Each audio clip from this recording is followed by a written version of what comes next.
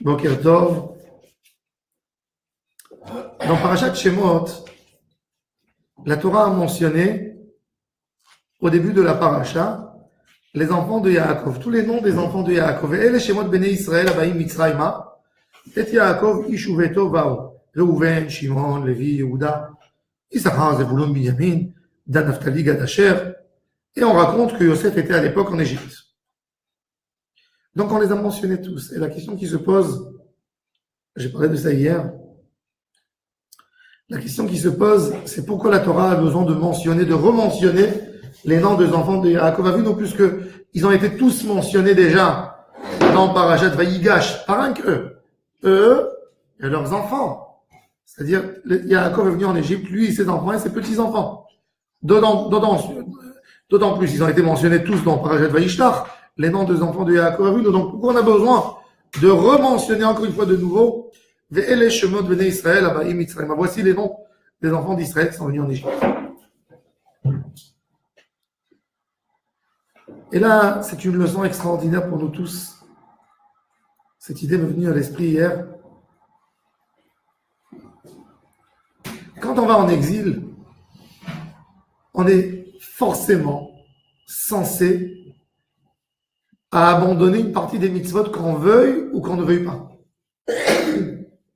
Par le fait des choses. Déjà, tu quittes Eretz Israël, il y a des mitzvot que tu ne peux plus faire. Toutes les mitzvot qui dépendent de la terre sainte d'Israël, comme les terumot, les maasrot, les mitzvot qui dépendent du temple, etc., Shemitah, et d'autres, tu ne peux pas les réaliser et les accomplir quand tu es en route d'Aretz. D'autant plus, il y a des fois des problèmes dus à l'exil qui t'empêchent de faire les mitzvot.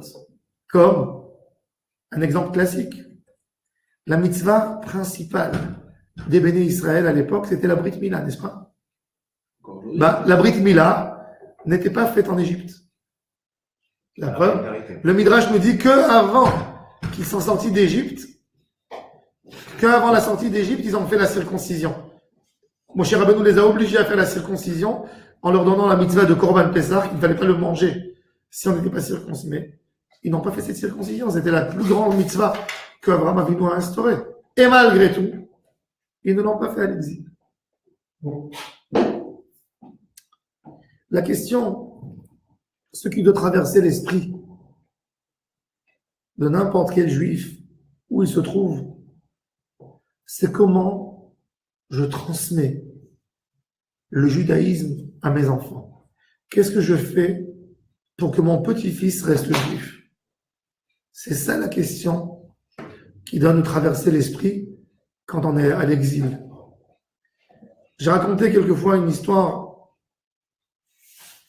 À l'époque, je visitais souvent le président de l'État d'Israël, Shimon Peres, Zichrono Livracha. Un jour, je suis venu le voir, il était malade. Et il m'a dit, dis-moi Yaakov, qui est juif d'après la Torah?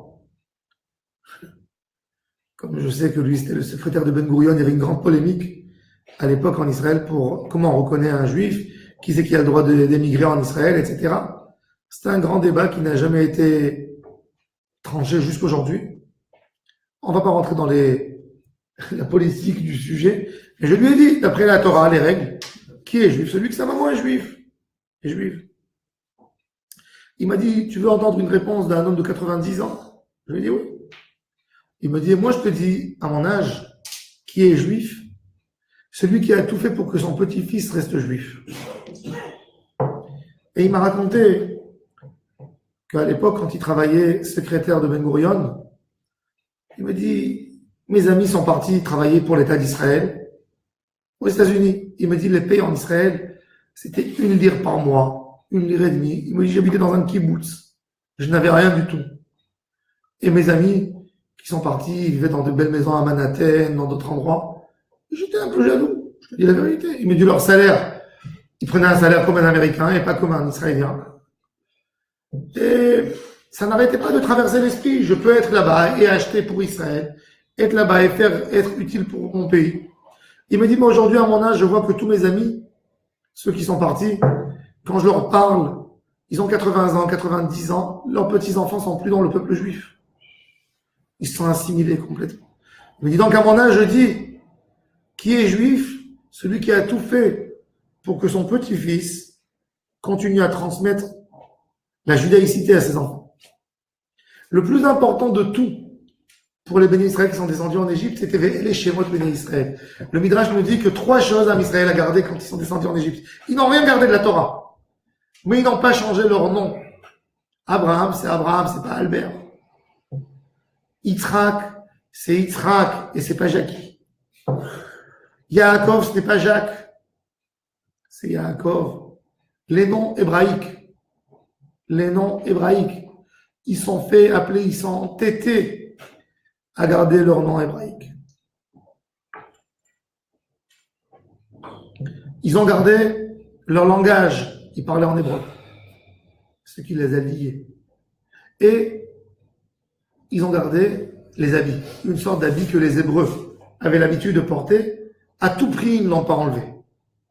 210 ans d'exil, pratiquement tous. Après 210 ans d'exil, dans l'esclavage très dur, 86 ans d'esclavage très dur avec le décret de tuer tous les enfants d'Israël, les mâles. Avec tout ça, ils sont sortis d'Égypte avec une identité juive. Qu'est-ce que tu fais pour rester avec une identité? Regardez un cas très simple. Comment on peut perdre son judaïsme en quelques années? L'URSS. Après la Première Guerre mondiale, il y a les bolcheviks et les communistes qui prennent le pouvoir en Russie. La communauté juive qui se cache, 70 ans d'exil, 70 ans de galoute, synagogue fermée. Qu'est-ce qui est resté du judaïsme russe? Rien. Ils ont massacré la communauté juive. En Espagne, aujourd'hui en Espagne et au Portugal, il y a eu des tests ADN sur la population.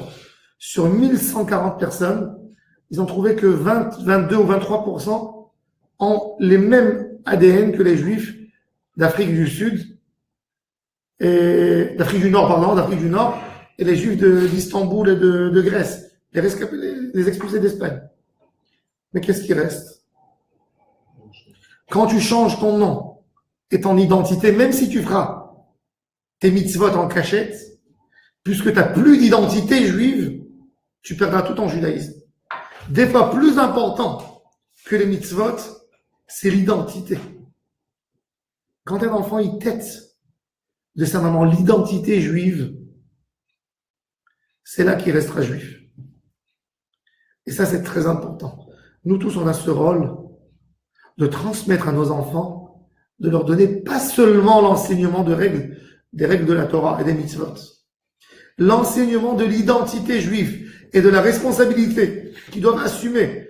C'est eux qui vont porter la torche et qui vont la transmettre à leurs enfants. C'est-à-dire qu'un enfant juif, depuis qu'il naît, je dois lui expliquer, le judaïsme tiendra sur tes épaules et c'est à toi le devoir de le transmettre à tes enfants. Peu importe avec quelle manière, tu feras tout pour essayer de transmettre ce message. C'est avec ça qu'on a tenu toutes les années. Et ça, ce rôle, c'est qui fait ce rôle? C'est la femme juive. Ça, c'est la place de la femme juive à la maison. Évidemment, même du père. Mais c'est la femme qui donne plus ses valeurs.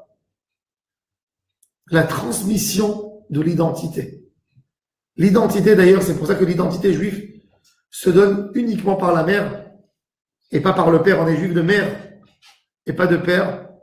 Le plus important, c'est la maman. Pourquoi? Parce que c'est la maman qui donne une identité à son fils, qui l'éduque avec des mots très simples, sans lui dire trop d'études profondes de Torah. Mais c'est elle qui lui rappelle à chaque moment à la maison, tu ne fais pas ça parce que les juifs ne font pas ça. Tu fais ça parce que je ne sais pas t'expliquer pourquoi, mais je sais une chose, que les juifs le font. Ça, c'est de l'identité. C'est une bataille et une lutte pour garder son identité. Am Israël,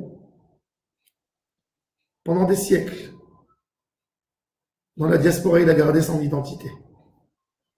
L'identité n'était pas forcément les mitzvot, parce que dès qu'il a perdu son identité, qu'il a essayé d'absorber les valeurs de ses voisins comme si nous n'avons pas de valeur, c'est là qu'il a perdu son identité.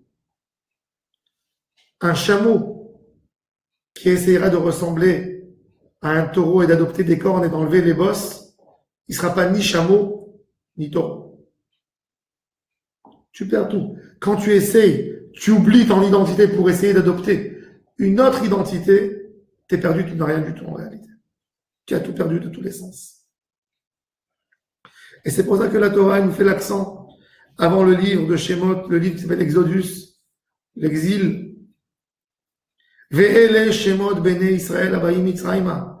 Quand les Bnei Israël sont descendus en Égypte, ils ont essayé tout de suite de se coller au nom de leurs parents. Reuven, Shimon, Lévi, Yehuda, Issachar, Zevulun, Binyamin, Dan, Naphtali, Gad, Asher.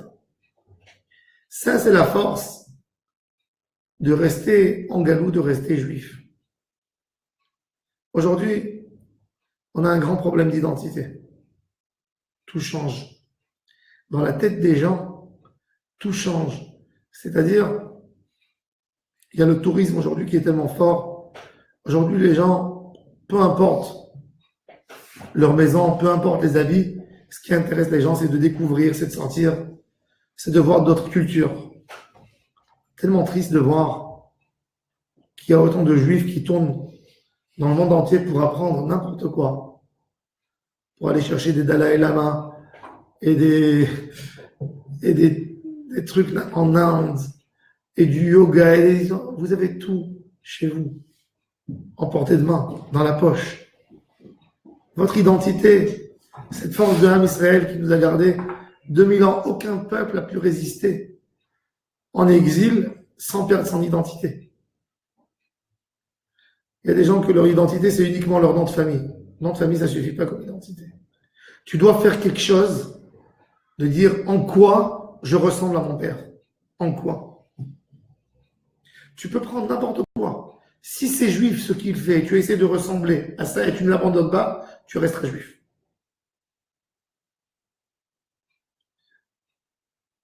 J'ai raconté hier que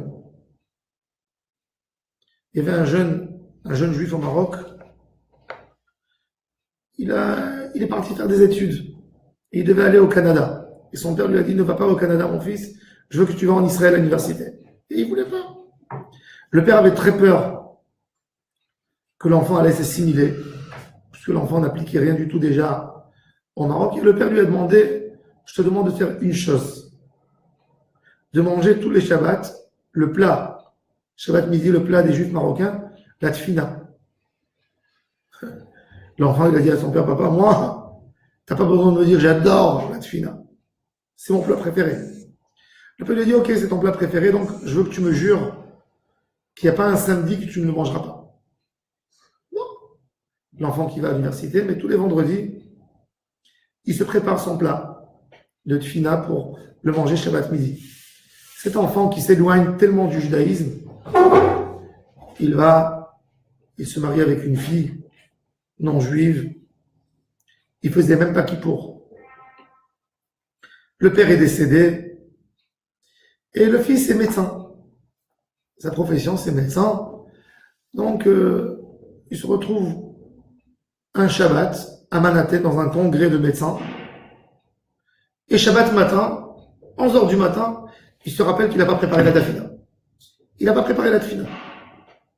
Et il est comme un fou. Il dit, j'ai promis une chose à mon père, une chose. Pas de tefilin, pas de mezouza à la maison, pas kippour, rien. Tfina, manger un plat. Même ça, je ne peux pas l'accomplir. En larmoyant, il sort dans la rue et il cherche où il peut manger. Il marche dans les rues de Manhattan et il entend que ça chante. Les chants de Shabbat dans un immeuble. Il rentre dans l'immeuble, il tape à la porte et avec des larmes, il demande à manger une assiette de tfila, de tchoulat. Évidemment, on l'a fait rentrer. Quand il a mangé, il a rempli l'assiette avec ses larmes. Et là, le changement s'est fait. Quand il est sorti un vrai juif. Il a changé tout. J'ai vu cette personne à Montréal. Tout a changé. C'est-à-dire quand tu t'attaches à quelque chose qui fait ton identité. Quand tu as une identité, une appartenance, là tu es très fort, il n'y a personne qui peut te perturber. Et c'est ça le message. Vous allez descendre en galoute. Tu ne sais pas ce que tu pourras accomplir, ce que tu ne pourras pas accomplir. Chacun de nous, il a besoin de choisir quelque chose dans la vie qu'il doit se dire dans sa tête. C'est la transmission que je transmets à mes enfants, qui savent que c'est une partie de ton identité, c'est ton nom. C'est impossible de le négliger, de l'oublier, de l'abandonner. Impossible.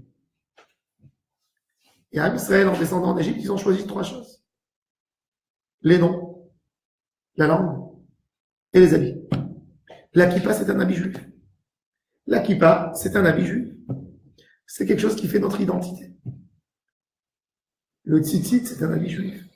Le nom de quelqu'un, tu l'appelles toujours au nom juif.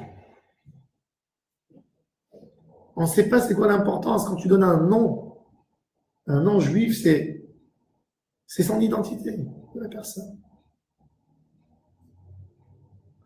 Parler l'hébreu, le langage de la Bible, le langage de nos patriarches, c'est de l'identité juive. L'identité, c'est la seule chose qui peut garder nos enfants, qu'ils accomplissent ou qu'ils n'accomplissent pas. Ils ont une identité. Qui font plus, qui font un peu moins. Pour moi, ça n'existe pas. Je ne donne jamais de titre à un juif. Celui-là, il est religieux, celui-là, il est non religieux. Ça n'existe pas. Tout ça, c'est une invention du dernier siècle. Celui-là, il fait plus, et l'autre, il fait ce qu'il peut faire. Chacun, il fait. Chacun de nous fait quelque chose. Il y a d'autres qui font plus, qui essayent plus. C'est vrai.